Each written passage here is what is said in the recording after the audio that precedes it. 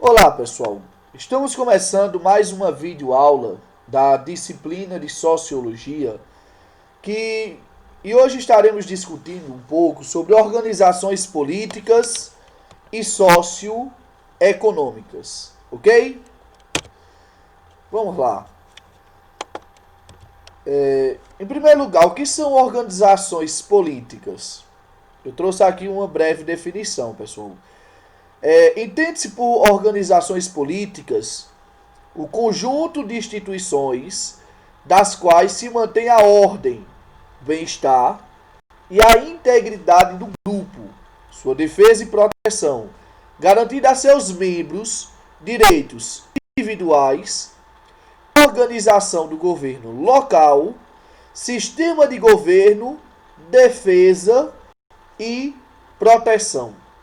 Ou seja, as organizações políticas são instituições criadas para poder assegurar todos esses direitos que estão descritos aí nesse conjunto, ok? É, Geralmente, pessoal, os grupos que pertencem a esse conjunto de instituições ou organizações políticas, geralmente ele é influenciado por três fatores. O primeiro deles, o fator parentesco, o segundo, o fator religião, e por fim temos o fator também econômico ou economia. E o que é interessante notarmos aqui, pessoal, quando falamos de parentesco, é importante percebermos que desde que as sociedades humanas passaram a se unir para poder inicialmente garantir direitos básicos como a alimentação, é importante notarmos que foram formados clãs. Isso a gente percebe desde as sociedades primitivas.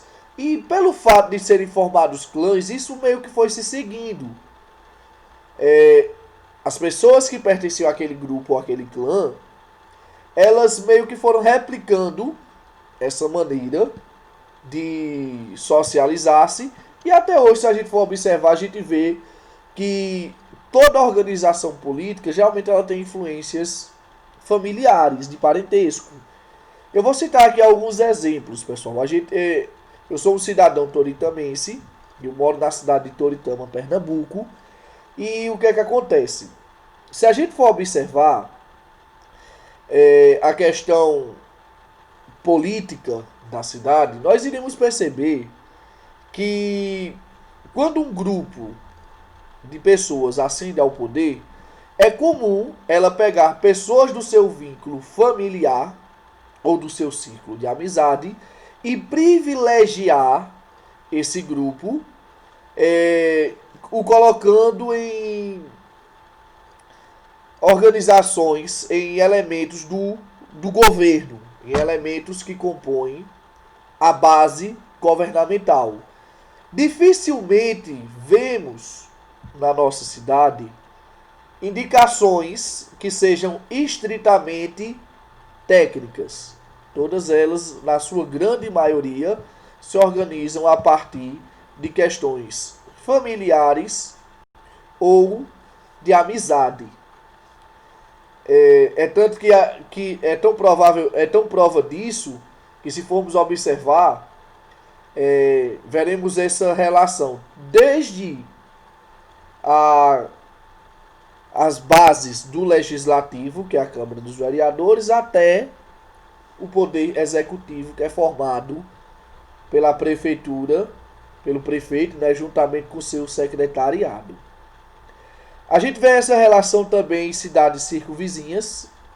Posso citar como exemplo aqui a cidade de Caruaru, que ao longo de sua história política sempre revezou o poder em torno de três famílias: a família Gel, a família Lira e a família Queiroz.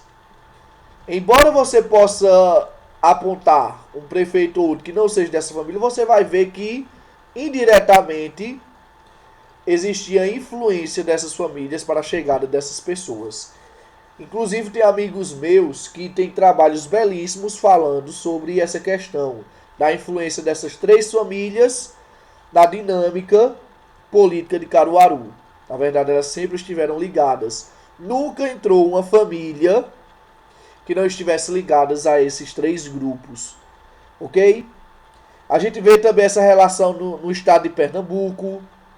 A gente vai ver, por exemplo, a questão da família de Eduardo Campos, o seu avô, governador, depois o próprio Eduardo Campos.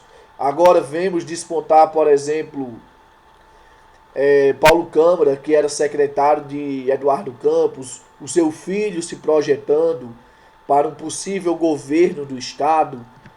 Então a gente também vê essa relação. A gente vê essa relação, por exemplo, também na presidência da República, a questão da família Bolsonaro, por exemplo, seus filhos sendo introduzidos também no meio político a partir do chefe da família, que é o Jair Bolsonaro, e a gente vê essa mescla, vamos dizer, entre política e parentesco.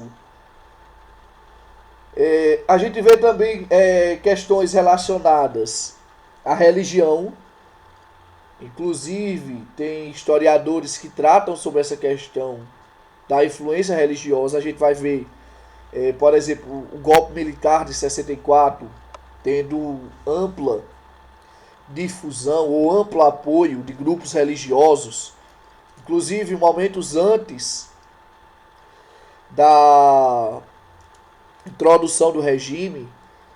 A gente vai ver que houve movimentos em todo o Brasil, né, chamados a Marcha da Família com Deus, a Marcha de Deus pela Família.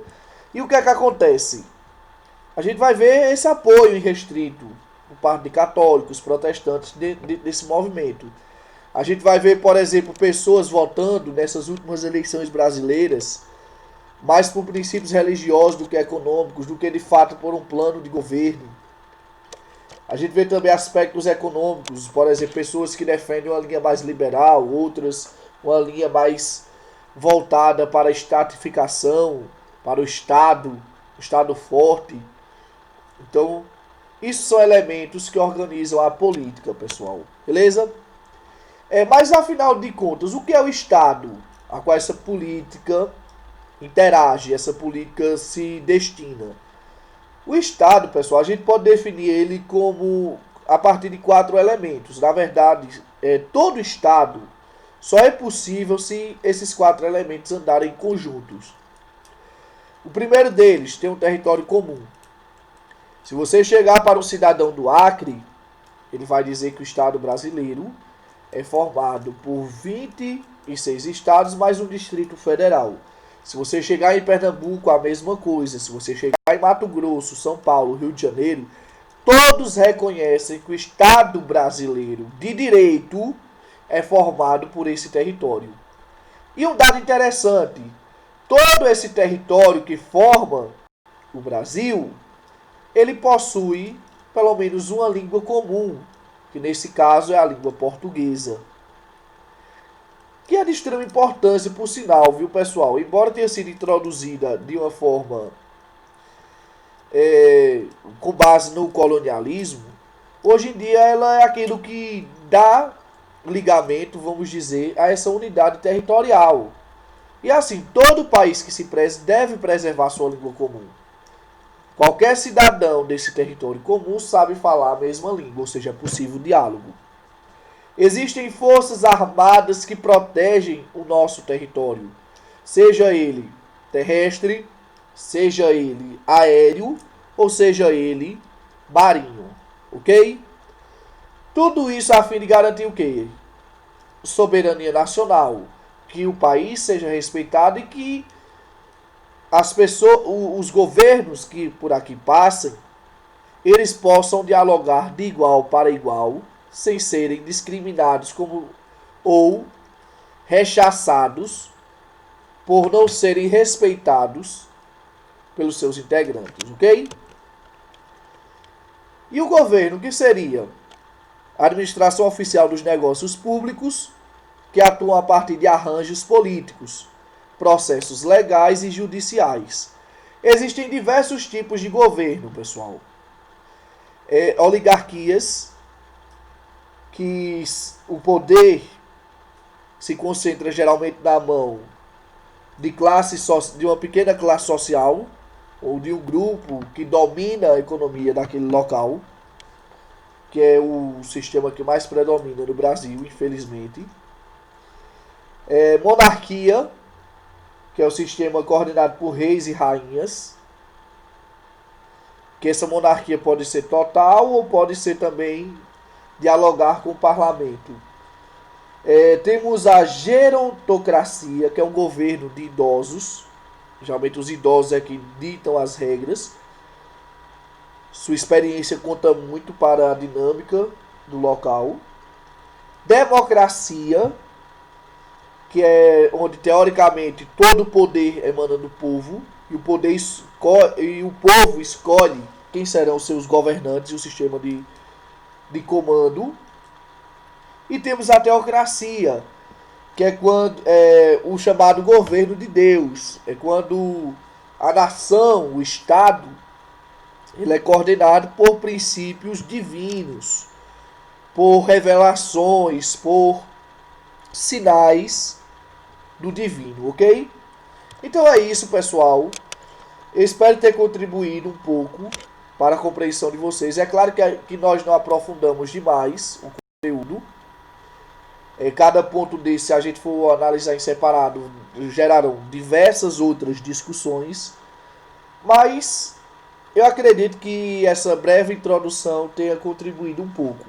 Caso haja dúvidas sobre esse conteúdo, reitero, como já disse em outros vídeos, vocês podem entrar em contato comigo pelo Facebook, pelo Instagram, pelo WhatsApp, fazendo comentários no próprio vídeo, entrando em contato comigo também pelo Classroom. Ou seja, há diversas plataformas que estou disponível para poder orientar sobre os diversos conteúdos que estamos discutindo, inclusive esse. Desde já agradeço também